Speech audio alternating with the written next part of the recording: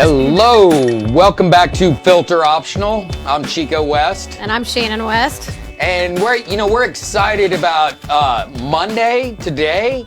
We're excited to wish Kevin and Elise happy marriage. Yes. Oh, thank you guys. Yay. Back to reality. Back to reality. We just found out that Elise, his wife, now is working at the church daycare where we got married. Exactly. That's very cool. I know. It is. It's a small world. We're finding more out about Kevin. Kevin's a great Little by production. little. Yeah. He lets us in slowly. We're doing usually all the talking. Yes. Definitely.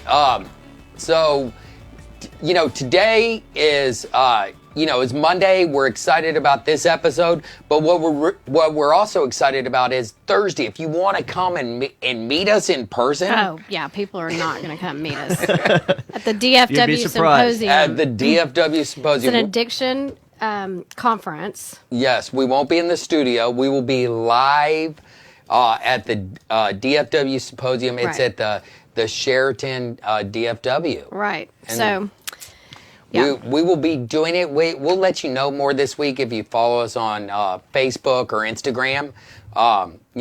Follow Casa Colina Facebook page or Yes. or The topics Instagram. obviously will be, treatment related, probably addiction related. Yes, we'll and be we talking to might people. bring in some people. There'll be other marketers and stuff like that. But there's a good conference happening at the DFW Symposium about addiction and stuff like that. We'll be definitely discussing some of those things. Yeah. Maybe highlighting a few of the speakers as well. Yes. So we're excited about that. We're going to have a few of our staff out there. Caleb, who's our newest staff member. We're excited to have him on board. I think Kay and John might show up as well. Yep. So if you're watching, today's Monday, the DFW Symposium will be, Thursday. We're going to do it probably between 11, 1 o'clock that day. We're going to do a live show. We'll replay it on next Monday. Right.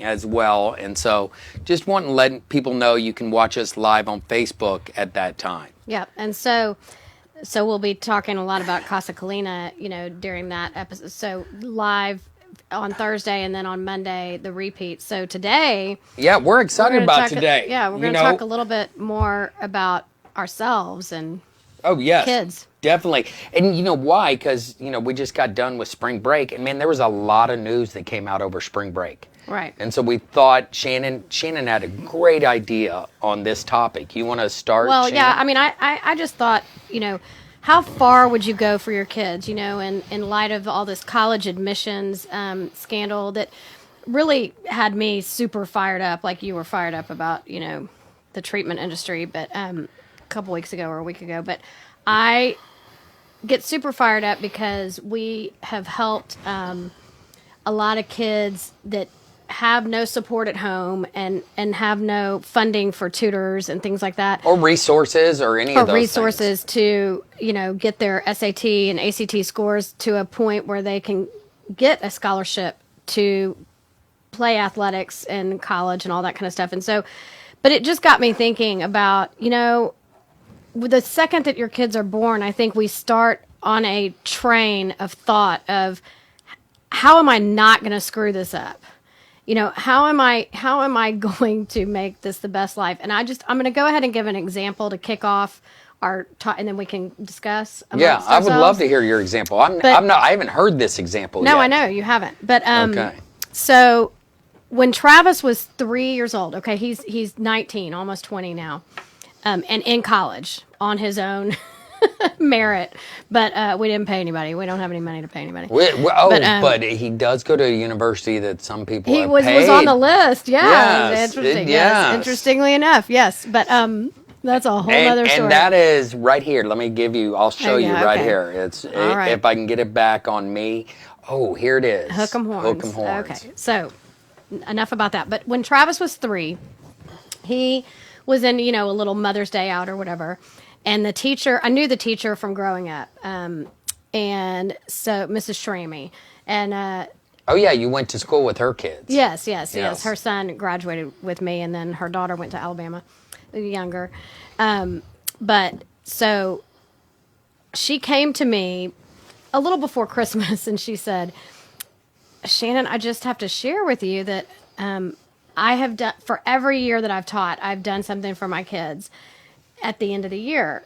And I'm just telling you that I can't do it for Travis. And it was that she took all their artwork. You know, every day they would do these, she would say, okay, draw your house or draw your favorite animal or, you know, whatever. And during art, they would make these projects and she kept them all in folders and then she would bind them. Yes. You know, and laminate them and bind them in a binder. And it was a gift to it was the a parents. gift to the parents. Like, of what their 3-year-old Yes. had accomplished. Yes. And she said, that is not going to happen for Travis. She goes, And it's nothing against you. Right. But she's like, he doesn't draw. I mean, I'll say draw a tree and he puts a green line, you know, on the paper and then that's it. And he just does not have a creative artistic bone, I don't think, in his body. But so I proceeded to enroll him in kid art. I don't know if you remember that. He took those art classes. And then so we paid, it was expensive. And then they would walk him through. We have a picture, a frame. Then I had to pay for the dadgum picture to be framed. And it's of like an ice cream sundae, but it does not look, what does it look like? I don't know what it looks like. But it's like a giant blob of red and green.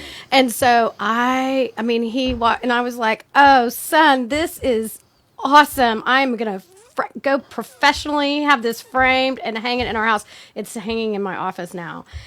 And I think there was a part of him that thought he was a pretty good artist. And so our topic today is... Because I'm paying for it. You know, how far would you go before you really say, you know what, art's not your deal? Like, you can run fast and you can play football. You can catch balls. So let's maybe. But at 3 years old, you can pay a lot of money and give them this between false... age 3 and 5, I spent so much money on art. Yes, lessons because for him. What was going on? Because I was afraid that I wasn't giving him the opportunity to tap into that, and he wasn't getting it at school because, you know, it was just a little. Some kids were more naturally bent for that, and he wasn't naturally bent for that. So I was gonna get him. I was gonna make sure that we tapped into that because, I mean, you know, he didn't have good fine motor skills either, and so yeah. But here's the deal. How far would you go for your kids? And, you know, we're going to give some examples how far we have gone and how far we actually didn't go. Well, you know, right. because the deal is, you know, last week before last, you saw, you know, all those celebrities and big CEOs and stuff pay, you know, one of them, Lori Loughlin, Aunt Becky, paid $500,000 to get her 2 girls into USC. Right. You know, and then there was, you know, the cheating scandal, the, you know, misrepresentation, saying they were athletes and stuff like that. So you've seen people with extreme wealth, you know, pay exuberant and cheat and set their kids up. But how far do we go even when we're not cheating? You know, what we did is that, you know, what you were doing is that 3-year-old kid, Miss Shrammy, you know, you grew up with her kids, was saying, I can't do this. And so all of a sudden, as a parent, I don't know if we're actually helping our kids. We're doing it to help what's going on internally with us sometimes. Well, I wanted to make sure that he had every opportunity to develop. It's like, you know, I took piano for like 9 or 10 years, and I'm sorry, Mom and Dad, I hated kind of every moment of it. And I was pretty good by the end in high school. I was pretty good, but I mean, I dreaded every competition that I had to go into. I had to walk Recital. I had to walk into empty rooms with just a piano and an instructor at SMU, which was intimidating enough because I wasn't in college, and I would have to walk in and perform for them and then get points assigned to me or whatever, a score. And I hated it. But I know that my mom was very musical. She played piano. My grandfather, Travis, bought the piano for me. Yes, so it was his gift. It was a gift from him. And my aunt sung in the, you know, church choir forever. I mean, and I think that they were like, we can't let this opportunity go to tap into Shannon's musical ability or whatever. But that wasn't going to be my thing, and so I was afraid of tapping into his. Yeah, but here's your thing. I do believe. I mean, you and I played games when we'd listen to the radio before, all satellite and stuff like that. Back in the 90s, we're driving to San Antonio. Oh, yeah. And who could name the song the quickest? I mean, you have. Yeah, I love for music. You love music. Yes. We would do karaoke nights with our friends long time ago, and you would No, want I the mic. insist on making a playlist for every, back when you could make, we can still make playlists, but back when you would make them on iTunes, and I would insist on being the playlist. I mean, maker, and also you were the one that wanted to do karaoke, and you knew the words to every song. So musically, you love that. It just wasn't right here playing the piano. No. Even though you do have talent and stuff like that, how far would you go without, see, that opens up a question. How far would we go, but not really knowing what's going on with our kids? Your music. Never asking. Yes. Do you, well, it's like the young man that's staying with us that that has to make a certain score on the ACT and the SAT, and he has no resources. So when this story blew up, it really, really made me mad because you were fired. I hadn't seen you that fired up. I mean, and you I'm usually don't post on Facebook. No, and I did any political stuff or anything like that. Because here's the thing. So he, I kind of lost my train of thought because you interrupted, but I tend to do that sometimes. I know. You were talking about him. He didn't have any resources. I think the thing with the famous celebrities and this whole college scandal, I think what they in their heart, what they wanted for their kids is that they know that what they hear in their circles is, if you go to USC or Stanford or the University of Texas, okay, whatever, or whatever. If you go to those schools, that sets you for life. And I use that example because when Travis was being recruited for football, he was recruited by West Point. I mean, and everybody was like, "Oh, you go to West Point, you are set for life." I do believe that, but I don't believe that it was the right place for Travis. But as a parent, you're like, am I missing out on this opportunity? And I think it makes you desperate enough to, want to do that. And so, I mean, if you pause for a second, when he said no to West Point and the coach. Oh, wait, I know what I was going to say. Okay. So when this young man that's staying with us and he needs, when he needed this stuff, I had to go to him. I got him a tutor, to help, for free. I had people offer to help him, and I bought him books, and I sat down with him and did all this stuff. But I looked at him as because he got an offer from SMU, and he also got an offer from SFA. And I finally looked at him and I said, "Do you even want to go to SMU?" Because that was pretty intimidating environment for him and overwhelming. Whereas, I'm not saying people would pay to go to SMU. I mean, that's where you went, but yeah, and I wasn't helping out the football program. It's a very elite, expensive university and all that kind of stuff. So people couldn't imagine that he would give up that opportunity. I mean, to go to Stephen F. Austin. No, to go to SMU. Yes. Because he ended up coming to me saying, I don't think I want to go to SMU, Mrs. West. I really want to go to SFA. And because of the opportunity that was going to provide him. And so... And the opportunity had to do with he needed to get out of Dallas. Yes. I mean, there was a lot of things. And so, but that's how, it's like, how far would you go? Like, I got wrapped up into getting him into SMU. That's what I'm saying, is that's how, he's not my own kid, but I feel like he's my own kid that I have to fight for. And so how far would I have gone?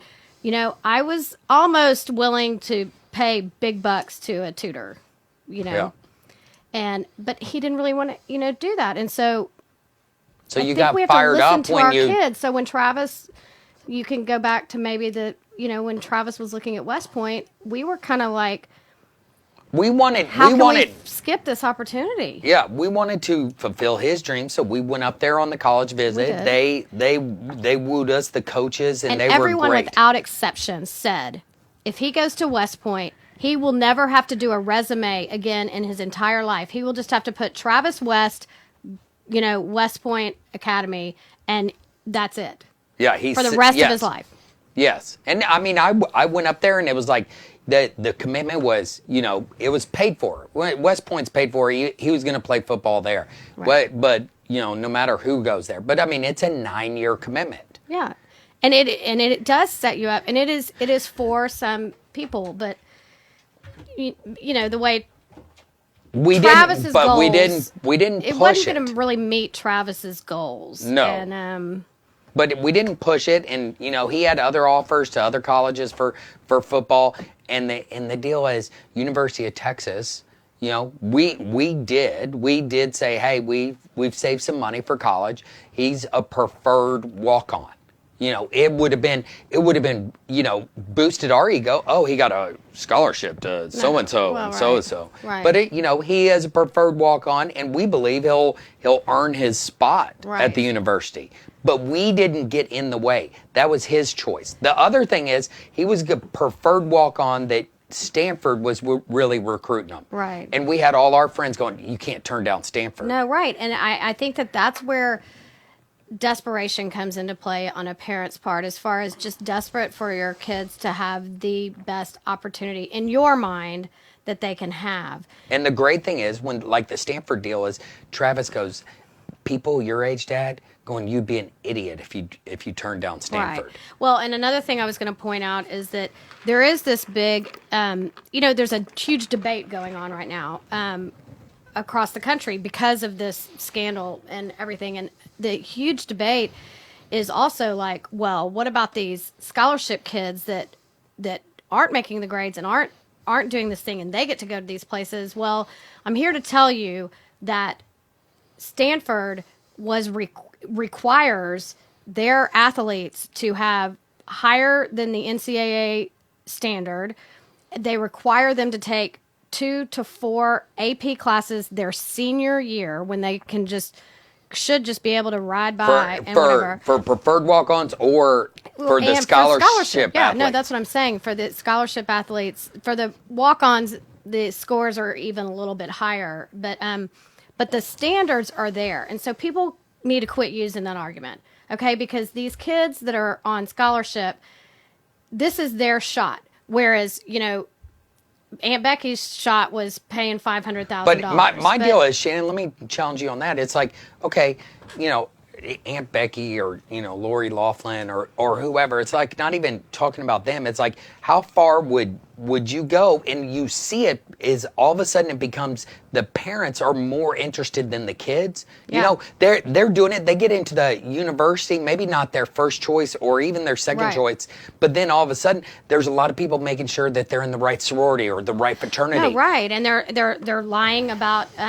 their religion. Yes. In a lot of cases, to either get into even a daycare, anyway, but a daycare or a college, and they're lying about their religion or their address, where they live, and then there's the, paying coaches and trainers to be on a team that's seen as elite, a club team that's seen as elite. And so all of a sudden you're trying to create your kids' gifts instead of them doing that. And so it's like it's like a setup. And then if you're in school environments, and we've seen this, the school can almost dictate, okay, I better do this, I better do this. There's all this pressure. It goes back to that 3-year-old Travis. Yeah. It's like, okay, there's a lot of talented kids, art-wise, graphically, they can draw pretty little things. Travis wasn't that kid. No. And then we have Beck 4 years later, and I am, still obviously the second you have a child, you want to give them the best opportunity or whatever. And so I'm getting him in all this sports stuff, because by then, Travis had kind of dropped the art and the music and everything else. Turns out Beck is an outstanding artist, and he never went to kid art.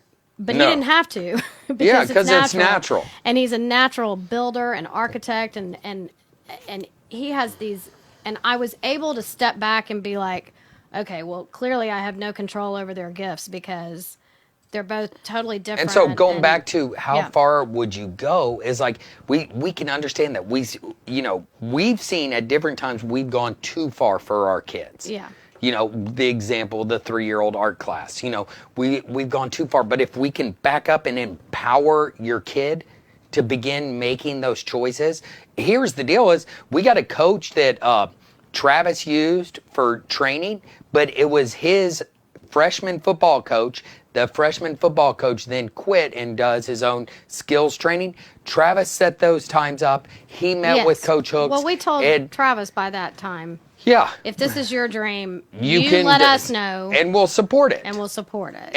And our other son, Beck, it's his dream, but we're doing the same thing. Hey, you come to us. He came to us. But here's all of a sudden Coach Hooks, and I love Coach Hooks, but he's saying, hey, I think I really want to work with Beck. You need to get him in here. I go, hey, Coach Hooks, tell him we'll support it. Yeah, right. We're not going to force it. The deal is lots of times parents are forcing it, going to piano lessons, doing those things. Yeah. We will help. We'll drive them to meet with Coach Hooks. Right. We'll do those things. But the deal is, how far would you go?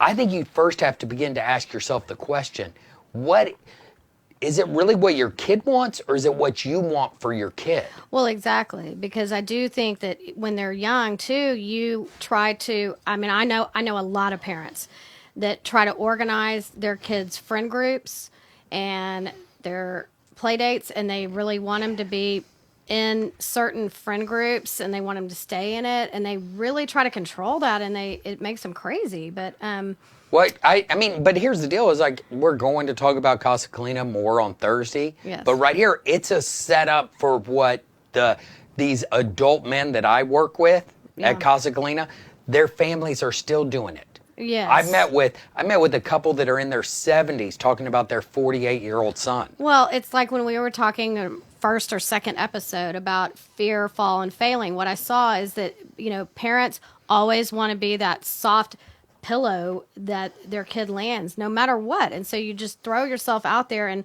then a lot of moms get into a pattern of not taking not teaching their children to take personal responsibility for themselves or their behavior, and they're taking responsibility for it, or they're blaming others. I think the other is happening more. They might take responsibility. Not teaching. They might take responsibility. You struggled with that. Oh, I'm sorry. You. Well, no, I'm always. But I overcompensated in a wrong way. Yes. And I have admitted it. But I was always, anytime, if we were in a room and we heard a glass break in the other room, you okay there? Yeah. And we heard a glass break in the other room, I would stand up and be like, what did Beck do? It was probably Beck, and sometimes it was, and sometimes it wasn't. But then that created I think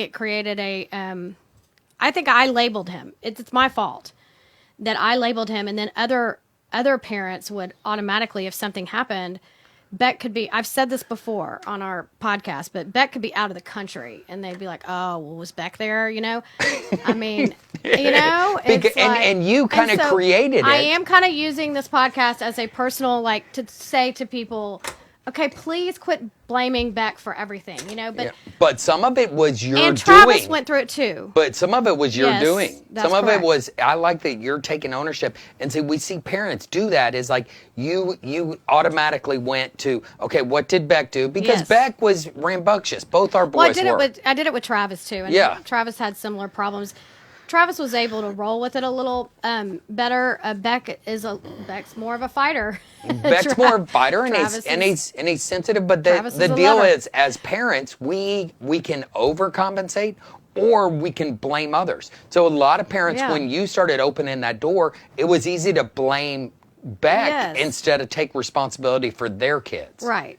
And so then all of a sudden we get these phone calls. Hey, did Beck was there? Blah blah blah. And we would ask Beck, and Beck's honest. Well, Beck kind of owns his stuff, which is a great quality. He's kind of like, he's always been that way. He really has always been that way. We can usually get the truth out of him, good, bad, or indifferent. But see, the problem is with parents, what we do, we can overdo like what Shannon was saying she did, and what did Beck do? Or we can all of a sudden blame. And what are we teaching, and what are we modeling? How far would you go? Oh, I'm going to blame other kids instead of backing up and looking at what is going on with my kid. But here again, it goes back to that one of the episodes when we were talking about feelings. A lot of this has to do with those feelings. Right. And a lot of it has to do with that fear. Fear, when they're in college, if they're not in the right fraternity or sorority, fear of them missing out. that FOMO Yes. or fear of them. All of a sudden, we'll frame it up. They're making good connections, or they're set They're for making life. good choices. Or Yes. They, Yeah. No. If they get in the right fraternity or Oh, sorority, right. Sure, it's like, oh, they're making good connections. Connections in the word. Networking, Contacts, networks. Yes. networking. It'll open up opportunities for them. Yes. And so we can frame it ourselves so well to make it sound so good. Right, but I think if you start at 3, you can get to a point in college where you have affluenza teen. Oh, for sure. And you're paying attorneys, to get this kid, But it goes back. And so, but the general public can watch that whole affluenza teen situation and be like, "Oh my gosh, that's a problem."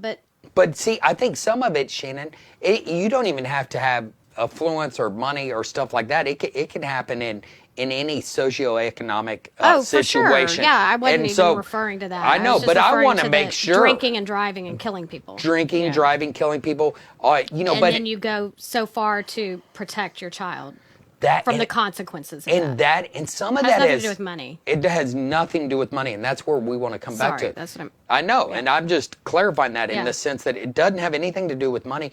It's natural. It's, I think, in a way, sometimes God-given that we want to get in there and protect and rescue. Yeah, and you see it with, parents are always there. I think 100% of the time, the first inclination is going to be to bail your child out of jail if they're in jail.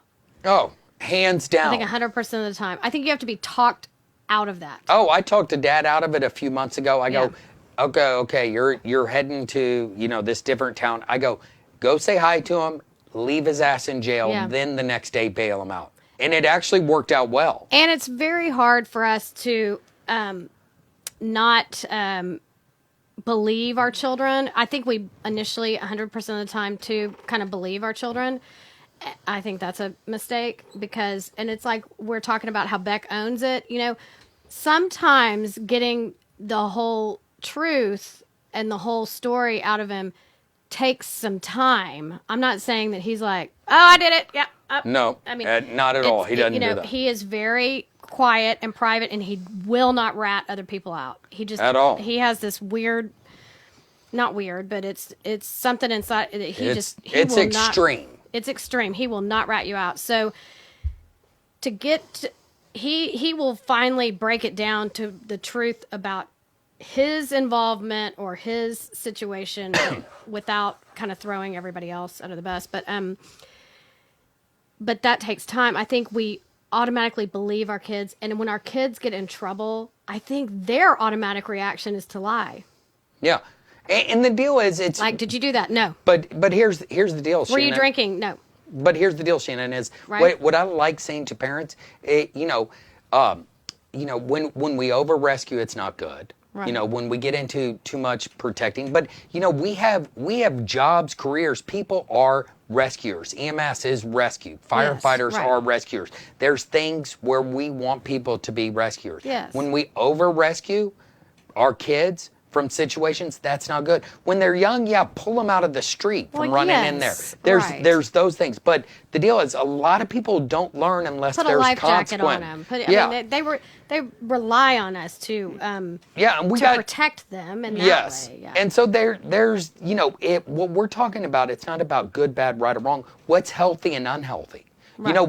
What's unhealthy is when we overdo, when we get in there and we're trying to create the right, system for them. Right, like finding someone to take the SAT for them and not letting them that's cheating. Work. That's cheating. That's cheating. Yeah. But I'm saying even the little things. Yeah. It's like kids automatically future trip. Time is, if you give them consequences and ground them for 2 weeks when they're at preteen or early teen, that's the end of the world. Yeah. Okay. But the deal is, 2 weeks is nothing now. But we future trip as parents. Hey, if they don't get into this right school, if they're not in this, certain group or whatever, we start going, oh, they're not going to be successful. Right. If we're thinking that instead of thinking positive, what we need to do as parents more is teaching our kids how to serve others, think of others. Right. We don't do that.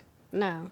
And the deal is, we want to model that for our kids is serving others, and then they get excited about that. Right.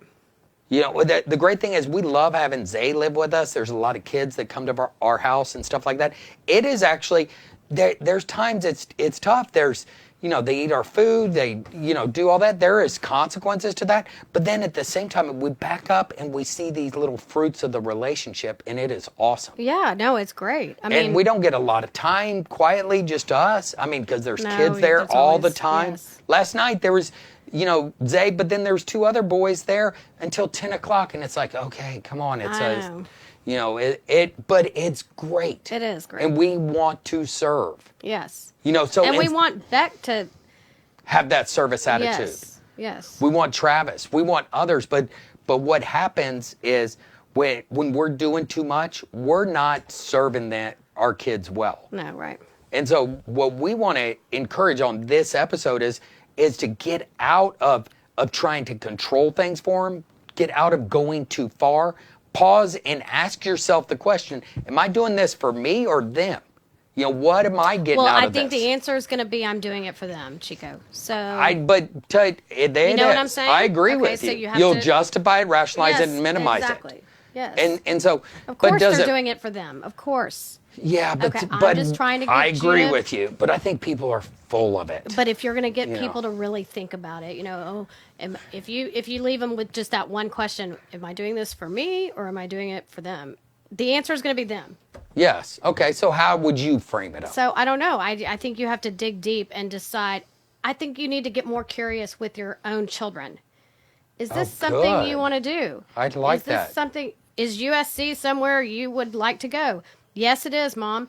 Okay, well then. How come? Oh yeah. Yeah. How Get come? get. Remember, I told Beck when he went down to visit Travis and stayed with Travis, and he went to a fraternity party. He went to, whatever. You can judge my parenting decision on that later Yes. at a later date. As a But, freshman in high whatever. school. But whatever. But he was with his brother, and they are very close, yeah, and he's yeah. protective. Okay, so. He went down there though, but he came home and he's like, I want to go to Texas. I want to go to Texas. And I said, my response was, this is going to piss some people off. But I said, well, you better get your grades up or get your guns up. And Yeah. so I'm kidding about, I But it's love a- Texas Tech and it is a great school, but it's just it's a funny No, thing it to is say. funny. It's But, true. I don't know. But, I think that's what parents need to do is get curious with their kids. Like, is this something you really want to do? Yes, and the deal is, hey, but then you take it a step further and you can ask more questions and go, hey, do you feel And then ask freedom to yourself. say no to me? Or are you just telling me this because you think this is what I want to hear? Right. Hey, you want to go to Texas because I went there or that I'm a big Texas fan? Right. You don't have to go there. Do you believe you can do that? So these are those tough questions. How far would you go? We want you to think about that, have those conversations with your kids. And obviously, it catches up with everybody. And we do like so- Texas Tech. We have a lot of friends that went We there. do, Wreck 'em. Yes. Yeah, I'll get Wreck my 'em. guns up. Yeah, okay. But we don't like them when they play Texas on November 29th this year. Yeah, that's okay. We're going to be all about UT. yeah. But remember, this Thursday, we're going to be live at DFW Symposium, which is a addictions conference, at the Sheraton out off 114. Come see us, watch us live, 11, 12, 1, I don't know Yeah. what time. But thank you for today. Shannon, this was a good episode. I enjoyed it. That was good. I know because I planned it. Ah, Just yes, kidding. you did. It did a little better. Wreck 'em.